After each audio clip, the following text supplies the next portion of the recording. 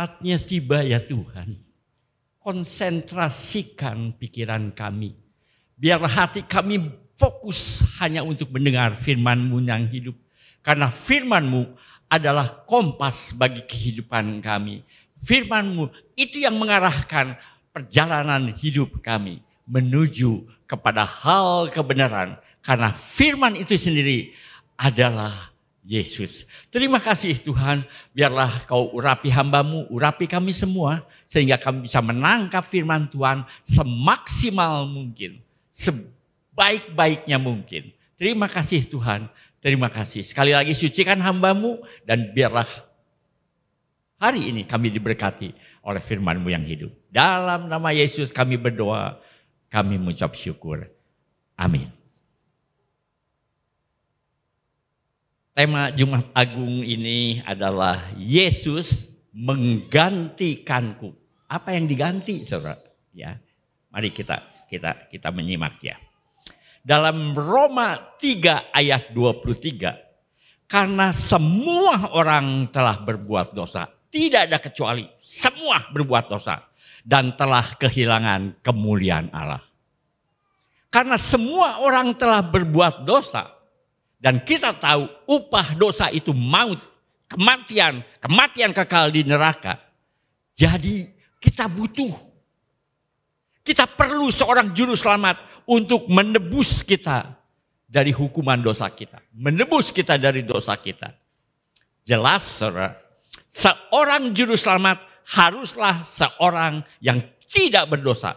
Karena bagaimana mungkin seorang menyelamatkan orang berdosa kalau dirinya sendiri berdosa. Jadi harus ada orang yang tidak berdosa baru bisa menjadi juru selamat. Karena enggak mungkin saudara kalau juru selamat kita adalah orang berdosa. Itulah sebabnya Allah inkarnasi, Allah menjadi manusia yang kita kenal dalam nama Yesus. Karena Allah tidak pernah berdosa dan Allah tidak pernah bisa berdosa. Jadi Yesus adalah 100% manusia dan juga 100% Allah. Sebagai Allah, Yesus tidak mungkin bisa mati. Bagaimana bisa menggantikan kita? Yesus yang adalah Allah tidak mungkin bisa mati. Sebagai Allah, Yesus tidak mungkin bisa berdosa. Sebagai Allah, Yesus tidak mungkin bisa menderita kesakitan. Tidak bisa, karena Dia Allah. Tapi sebagai manusia, Yesus bisa mati. Yesus bisa menderita. Bahkan Yesus yang tidak berdosa bisa dijadikan berdosa. Dalam 2 Korintus 5 ayat 21 dikatakan, Dia yang tidak mengenal dosa telah dibuatnya menjadi berdosa karena kita. Supaya dalam Dia kita dibenarkan oleh Allah. Semestinya kita yang harus disalib. Karena kita harus menanggung hukuman atas dosa kita. Tapi Yesus menggantikan kita untuk menanggung hukuman kita itu. Allah adalah Allah yang adil. Allah itu maha adil. Artinya yang bersalah, yang berdosa harus dihukum. Kalau bersalah, dosa tidak dihukum, Allah tidak adil. Bukti dari Yesus menggantikan kita untuk menerima hukuman atas dosa kita. Buktinya apa? Bahwa Yesus menggantikan kita. Yang pertama, kita tahu dari nubuatan Nabi Yesaya tentang Juru Selamat. Dalam Yesaya 53 ayat 4 sampai dengan 6. 4 sampai dengan 6. Tetapi sesungguhnya penyakit kitalah yang ditanggungnya. Dan kesengsaraan kita yang dipikulnya. Padahal kita mengira Dia kena tulah, dipukul dan ditindas Allah. Tetapi Dia tertikam oleh karena pemberontakan kita. Dia diremukan oleh karena kejahatan kita. Ganjaran yang mendatangkan keselamatan bagi kita ditimpahkan kepadanya. Dan oleh bilur-bilurnya kita menjadi sembuh. Kita sekalian sesat seperti domba. masing-masing kita mengambil jalannya sendiri. Tetapi Tuhan telah menimpahkan kepadanya kejahatan kita sekalian. Yesus menggantikan kita untuk menanggung hukuman atas segala kejahatan kita. Untuk menanggung hukuman atas kesesatan kita. Dan menanggung hukuman atas pemberontakan kita. Jadi kita tidak usah lagi menanggung hukuman atas dosa kita. Karena Yesus menggantikan kita untuk menebus dosa kita. Yang kedua, bukti Yesus menggantikan kita. Fakta Yesus disalib bukan karena kesalahannya. Bagaimana kita tahu bukan karena kesalahannya? Dalam Lukas 23 ayat 4. Kata Pilatus kepada imam-imam kepala dan seluruh orang banyak itu, aku tidak mendapatkan kesalahan apapun juga, gak dapat. Sekecil apapun tidak. Aku tidak mendapati kesalahan apapun pada orang ini. Bukan saja Pilatus, Herodes pun tidak menemukan kesalahan dia. Jadi Yesus disalib bukan karena kesalahannya. Hanya Yesuslah satu-satunya juru selamat. Karena hanya Yesuslah satu-satunya manusia yang tidak berdosa. Dan hanya Yesuslah satu-satunya manusia yang dapat menggenapi seluruh hukum Taurat. Tidak ada seorang pun yang dapat menggenapi hukum Taurat. Karena hanya Yesuslah satu-satunya 100% manusia dan 100% Allah. Tidak ada semua menggenapi. Karena Yesus 100% Allah dan 100% manusia. Maka dia sempurna. Dia menggenapi hukum Taurat. Yang ketiga, penyaliban adalah hukuman bagi orang terkutuk. Hukuman salib adalah hukuman bagi orang yang terkutuk. Dan kita semua adalah orang yang terkutuk. Karena tidak ada seorang pun yang tidak berdosa. Dalam perjanjian lama, saudara, pengorbanan domba di perjanjian lama disebut juga pengorbanan penebus dosa. Domba harus disembelih. Harus ada darah yang tercurah. Karena sebagai penebus dosa. Penebus dosa selalu harus ada darah. Sebenarnya mana mungkin saudara domba menggantikan kita. Domba adalah binatang, sedangkan kita manusia bukan binatang. Bukan binatang. Tapi kematian Yesus, yaitu kematian anak domba Allah, itu bukan melambangkan, tapi itu realita. Itu kenyataan. Yesus menggantikan hukuman dosa atas kita, diri kita. Yesus menggantikan kita, menebus dosa kita, bukan dengan darah binatang, saudara. Tetapi dengan darahnya sendiri. Di perjanjian lama, dilambangkan darah domba sebagai penebus dosa. Yang keempat, saudara, bukti bahwa Yesus menggantikan kita. Dia menerima cawan murka Allah. Yesus harus minum total keseluruhan isi cawan murka Allah. Total, sampai kosong itu cawannya, saudara. Harus 100%. Bukan 90% atau bahkan bukan 99,9%. Harus seluruhnya total. Dalam Matius 27 ayat 34 dikatakan, lalu mereka memberi dia minum anggur bercampur empedu. Setelah ia merasa mengecapnya, ia tidak mau meminumnya. Ia tidak mau minumnya. Menurut Wycliffe Bible Commentary, air anggur yang dicampur mur, yang diberikan kepada penjahat yang disalib akan menimbulkan efek mengurangi rasa sakit. Istilahnya sekarang sih air anggur dicampur mur itu adalah obat bius. Obat bius sehingga kita tidak merasa sakit. Yesus tidak mau meminumnya. Yesus menolak untuk mengurangi rasa sakitnya. Mengapa, saudara? Karena Yesus tahu tujuannya mengapa ia harus disalib. Dia harus minum seluruh isi cawan murka Allah. Saudara tahu, kita baca di Alkitab, mengapa Yesus ketakutan pada waktu di Getsemani. Ya. Mengapa Yesus ketakutan, saudara? di Getsemani. Peluhnya menetes seperti darah. Yesus sebenarnya tidak takut mati. Yesus tidak takut mati. Yesus tidak takut disiksa. Jadi kalau saudara pikir dia begitu ketakutan karena takut disiksa, saudara salah. Yesus tidak takut mati. Yesus tidak takut disiksa. Jadi apa yang menyebabkan Yesus ketakutan? Pertanyaan saya, bukankah Yesus berkata takut itu bukan dari Tuhan? Tapi kenapa Yesus ketakutan? Yesus tahu apa yang disebut cawan murka Allah. Dan dia harus meminum habis seluruh isi yang ada di cawan itu. Itu yang membuat Yesus ketakutan, yaitu cawan murka Allah. Kita tidak tahu saudara, apa yang disebut murka Allah.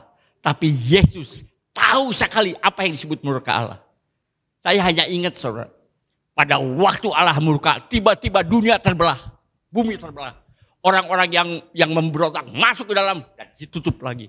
Mati sewaktu dia hidup. Kalau Allah sudah murka saudara, dan Yesus tahu apa yang disebut murka Allah.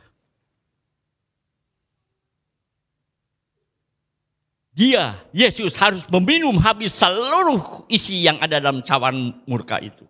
Itu membuat Yesus ketakutan. Buktinya, saudara. Ya. Yesus berdoa, ya Bapakku, jikalau sekiranya mungkin, biarlah cawan ini lalu daripadaku. Tetapi janganlah seperti yang ku kehendaki, melainkan seperti yang engkau kehendaki. Apakah Yesus berdoa sekali? Tidak, saudara. Dia berdoa 2 kali. Kedua kalinya. Ya. Lalu ia pergi untuk kedua kalinya. Dan berdoa katanya. Jika ya Bapakku. Jikalau cawan ini tidak mungkin lalu. Kecuali apabila aku meminumnya. Jadilah kehendakmu. 2 kali? Tidak. Sampai 3 kali. Mengapa dia ketakutan? 3 kali doanya sama. Saudara. Itu yang menyebabkan. Bukan takut disiksa, bukan takut mati, itu nggak pernah disebut. Tapi cawan murka Allah, itu yang membuat Yesus gentar. Karena dia berdoa sampai 3 kali dan doanya itu juga. Saudara. Yesus berdoa untuk ketiga kalinya dan mengucapkan doa yang itu juga. Ya Bapakku, jikalau cawan ini tidak mungkin lalu, kecuali aku meminumnya, jadilah kehendakmu. 3 kali, saudara. Dari situ saya ambil kesimpulan. Ketakutan Yesus. Karena dia harus menerima cawan murka Allah. Ketika Yesus ditangkap, Yesus menegur Petrus yang menetakkan telinga kanan hamba imam besar, yaitu Markus. Markus, saudara. Ya, keluarin pedangnya, dipotong, kupingnya putus, saudara. Ya, kupingnya putus. Sampai talinya putus dan jatuh ke tanah. Dalam Yohanes 18 ayat 11, kata Yesus kepada Petrus, sarungkan pedangmu itu. Bukankah aku harus minum cawan yang diberikan Bapa kepadaku? Kemudian Yesus memungut telinga itu, nempelkan di kepalanya si Markus, dan nempel kembali. Saudara tahu, itulah mujizat terakhir dari Yesus, betul tidak? Kalau di kuis bisa tanya, apa mujizat terakhir dari copotnya kuping, saudara. Tempelin lagi. Itu mujizat yang terakhir, saudara. Kalau Yesus minum air anggur bercampur mur, maka Yesus tidak minum total murka Allah. Karena dibantu oleh uap bius. Artinya tidak 100%. Tidak 100%. Yesus tidak mau penderitaannya berkurang. Yesus mau minum seluruh isi cawan murka Allah sampai tidak ada setetes pun. Sampai tidak ada yang tersisa sedikit pun di dalam cawan itu. Coba saudara, misalnya Yesus minum air anggur bercampur mur sehingga rasa sakitnya berkurang 10%. Artinya apa saudara? Artinya Yesus hanya menanggung 90% hukuman, sisanya 10%, ya kita sendiri yang akan menanggungnya. Kita sendiri, saudara. Berapa sih kira-kira dosa 10% itu? Kira-kira berapa, saudara? Kita sering menganggap diri kita adalah orang baik. Diri kita orang benar, saudara. Ya memang kita berdosa, kita mengakui kita berdosa. Tapi rasanya mah gak banyak lah dosa kita. Betul nggak? Setiap orang merasa diri benar. Setiap orang merasa diri tidak berdosa. Apa benar di hadapan Allah dosa kita tidak banyak? Apa benar saudara? Dosa kita tidak banyak. Dalam Roma 3 ayat 10 sampai 12. Seperti ada tertulis, tidak ada yang benar. Seorang pun tidak. Semua orang telah menyeleweng. Mereka semua tidak berguna. Tidak ada yang berbuat baik. Seorang pun tidak. Udah enggak ada yang benar. Enggak ada yang baik. Saudara. Ya, enggak ada yang baik. Semuanya nyeleweng. Udah tidak ada gunanya manusia. Udah tidak ada gunanya. Tidak berguna. Seorang pun tidak. Dalam Yesaya 64 ayat 6a. Demikianlah kami sekalian seperti seorang yang najis. Dan segala kesalahan kami seperti kain kotor. Ya, kain kotor, dan banyak pengkhotbah mengartikan apa itu kain kotor. Kain kotor itu bukan topok, saudara. Kain kotor itu bukan gombal, bukan kain pel, bukan, saudara. Tapi kain pembalut wanita waktu datang bulan. Itulah perbuatan baik kita di hadapan Tuhan. Artinya apa? Tuhan jijik, saudara. Lihat, kita berbuat baik. Kita pikir itu akan menyenangkan Allah. Di pandangan Tuhan seperti kain kotor menjijikan. Bayangkan, kalau kesalehan kita saja atau kebaikan kita saja di hadapan Tuhan seperti kain kotor. Terlebih lagi kalau kita berbuat tidak baik. Terlebih lagi kalau kita berbuat dosa. Bayangkan di pandangan Tuhan seperti apa. Kita tahu di dunia, hakim menilai kesalahan orang dari perbuatannya. Dari apa yang kita lakukan. Bukan apa yang kita pikirkan, bukan. Itu hakim, saudara. Tapi Allah menilai perbuatan kita sejak ada di pikiran kita. Sejak ada di pikiran kita. Pernah dengar seorang bule berkata, gak mungkin saya jadi orang Kristen. Karena apa? Masa saya lihat orang pakai bikini di pantai. Ya, seksi sekali. Dan saya nelan ludah. Langsung Yesus berkata, kamu berzina. Bayangkan, nelan ludah aja disebut berzina katanya. Ya, si bule itu ngomong kayak gitu, saudara. Dia sudah nelan ludah kayak banget, seksinya. Berzina, saudara.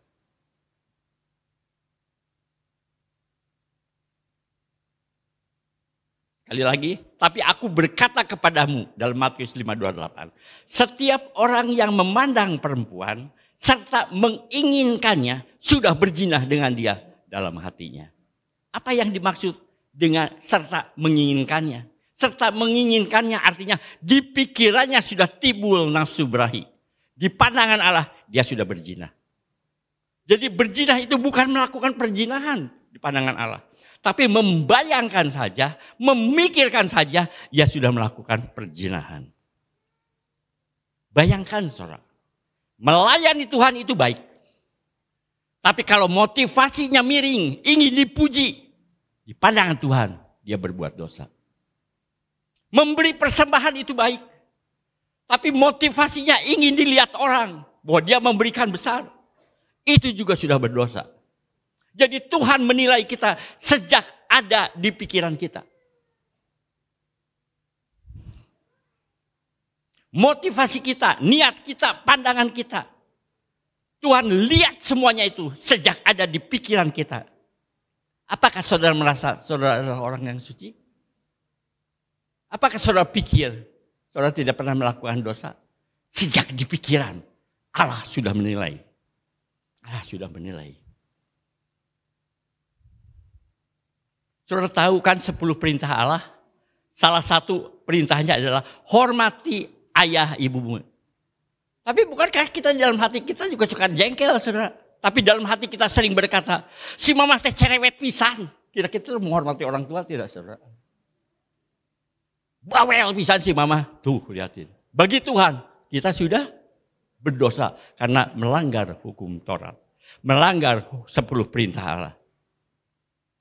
Selama hidup kita mungkin dosa kita tuh ada 1 juta, saudara. Sejak lahir sampai seumur sekian, sudah 1 juta. Bayangkan saudara, 10%-nya saja kita sudah berdosa 100.000 dosa. Kita selalu merasa diri kita, kalaupun ada dosa kecil, besar saudara. Makanya Yesus harus menuntaskan sampai titik terakhir daripada dosa di cawan itu. Sedangkan di sorga tidak boleh ada satu dosa pun. Meskipun hanya memiliki satu dosa, saudara tetap harus menderita tinggal di neraka. Karena di sorga tidak boleh ada satu titik pun dosa. Jadi tidak mungkinlah diselamatkan. Tidak mungkinlah kita diselamatkan. Tidak mungkinlah kita masuk sorga. Lebih-lebih pada waktu saya baca, Yesus berkata dalam Matius 5 ayat 48. Karena itu haruslah kamu sempurna. Harus saudara. Haruslah kamu sempurna. Sama seperti Bapamu yang di sorga adalah sempurna. Coba bayangkan, mana mungkin saudara. Mana mungkin ada orang yang bisa sempurna. Sama seperti Allah Bapa di sorga sempurna. Ada saudara. Tapi itu perintah Tuhan. Kamu harus sempurna seperti Bapamu di sorga sempurna. Mustahil saudara. Sampai kepala di bawah kaki di atas juga gak mungkin kita bisa melakukannya. Gak mungkin belasnya. Itulah sebabnya Yesus harus meminum cawan murka sampai tidak ada satu tetes pun. Sampai dibalikin juga tidak ada yang menetes. Harus semuanya. Karena syarat untuk ke surga adalah sempurna. Seperti Bapamu juga sempurna. Tetapi yang mustahil bagi manusia, tidak mustahil bagi Tuhan. Yesus yang tergantung di atas kayu salib untuk menggantikan kita telah menebus segala dosa kita. Menebus semua dosa kita. Dosa apapun. Segala dosa adalah semua dosa kita. Berarti dosa apapun juga. Tuhan sudah menanggung semua. Saya berikan 3 ayat. Kisah para Rasul 13 ayat 39. Dan di dalam dialah setiap orang yang percaya memperoleh pembebasan dari segala dosa yang tidak dapat kamu peroleh dari hukum kuasa. Jadi apa? Kematian Yesus membebaskan dari segala dosa, semua dosa, dosa apapun. Itu baru dosa. Yang kedua, kematian Yesus di kayu salib, apa artinya? Kolose 2 ayat 13. Kamu juga meskipun dahulu mati oleh pelanggaranmu dan karena tidak bersunat, zaman dulu harus disunat, secara lahiriah telah dihidupkan Allah bersama-sama dengan Dia. Sesudah Ia mengampuni segala pelanggaran kita. Yesus mengampuni segala pelanggaran kita. Pelanggaran apa aja saudara? Di kayu salib, Yesus mengampuni segala pelanggaran kita. Dan yang ketiga, saudara, 1 Yohanes 1 ayat 7 dan 9. Tapi jika kita hidup di dalam terang sama seperti Dia ada di dalam terang, maka kita beroleh persekutuan seorang dengan yang lain. Dan darah Yesus akan menyucikan kanker kita, menyembuhkan kanker kita. Tidak, saudara. Dan darah Yesus anaknya menyucikan kita dari segala dosa kita. Makanya ada orang berkata, gimana Pak Lukas kalau pada waktu saya mau mati, saya melakukan dosa, kira-kira saya selamat enggak? Kalau kita beriman kepada Yesus, kita akan berkata, darah Yesus menyucikan kita. Dan kita menjadi suci. Darah Yesus menyucikan kita. Saudara pernah ditanya demikian, saudara? Saya pernah. Jika kita mengaku dosa kita, maka Ia adalah setia dan adil. Sehingga Ia akan mengampuni segala dosa kita dan menyucikan kita dari segala kejahatan. Jadi saudara, ada 3 hal. Saudara. Pada waktu Yesus menggantikan kita di atas kayu salib, Ia menebus apa? Segala dosa kita. Dikatakan tadi ayat itu. Kedua, segala pelanggaran kita. Dan yang ketiga, segala kejahatan kita. Jadi pada waktu Yesus tergantung di atas kayu salib, Dia menggantikan kita, menanggung hukuman atas segala Dia tanggung. Bukan hanya satu. Ya. Segala dosa kita, pelanggaran kita, kejahatan kita, semua ditanggung. Kalau semua ditanggung, dan kemudian saudara tahu apa arti Yesus mati di kayu salib, dan apa arti Yesus bangkit dari kubur. Mati di kayu salib artinya berkaitan dengan dosa kita. Tapi kebangkitan Yesus berkaitan dengan kebenaran kita. Kita dibenarkan. Atau pembenaran itu dibenarkan. Dianggap benar di hadapan Bapa. Ya. Kalau demikian saudara, dalam Roma 8 ayat 1 kita akan ngerti. Demikianlah sekarang. Demikian sekarang bagi kita orang yang percaya Yesus. Tidak ada penghukuman bagi mereka yang ada dalam Kristus Yesus. Apalagi yang membuat kita dihukum. Apalagi yang harus dihukum saudara. Dosa kita, pelanggaran kita, kejahatan kita, semua ditanggung oleh Yesus. Bahkan pada waktu bangkit itu yang paling sempurna saudara. Kita menjadi orang benar di hadapan Tuhan. Kalau kita tidak berdosa lagi, kalau kita jadi orang benar lagi, mana ada hukuman yang bisa menimpa kita. Itulah sebabnya. Dalam Roma 8 ayat 1 dikatakan, demikianlah sekarang. Tidak ada penghukuman bagi mereka yang ada di dalam Kristus Yesus. Bagi mereka yang percaya Yesus. Apalagi yang membuat kita bisa dihukum.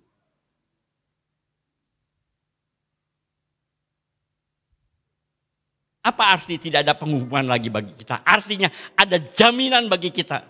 Ada kepastian bagi kita. Kita pasti masuk surga. Bagi kita yang ada di dalam Kristus Yesus. Bagi kita yang percaya kepada Yesus. Terutama setelah Yesus bangkit. Oke, nanti itu penjelasannya di Yesus bangkit. Mengalahkan kuasa maut. Kita dibenarkan oleh Allah. Mungkin dari beberapa saudara mempunyai pikiran yang tidak baik. Atau pikiran yang egois. Mungkin dari beberapa saudara berkata dalam hati, enaknya tidak ada penghukuman lagi.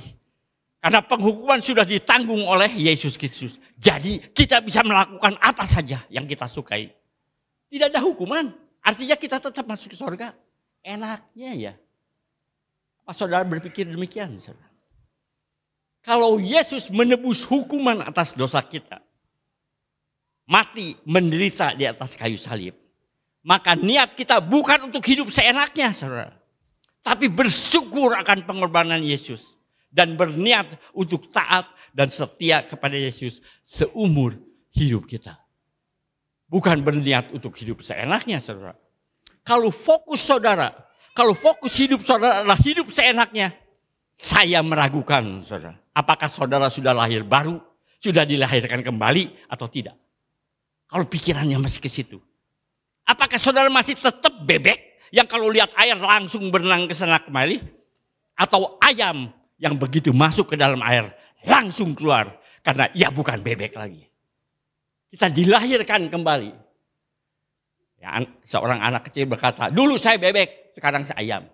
Waktu bebek saya senang main di air. Tapi sekarang saya ayam. Begitu kena air langsung loncat. Inilah perasaan Daud setelah ia berzina dengan Bathsheba, saudara. Setelah ia hidup seenaknya dan saat itu belum minta ampun kepada Tuhan. Apa yang dikatakan Daud? Apakah hidupnya bahagia? Apakah hidupnya senang karena bisa hidup seenaknya?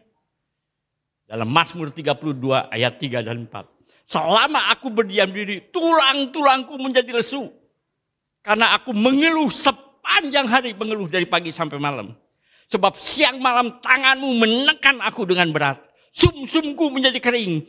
Seperti oleh teriknya musim panas. Selah. Ya. Apa hidup seenaknya saudara? Tanya Daud. Tanya Daud. Memang tidak ada penghukuman lagi bagi orang yang di dalam Yesus. Memang tidak ada penghukuman. Tidak ada penghukuman lagi bagi orang yang percaya Yesus.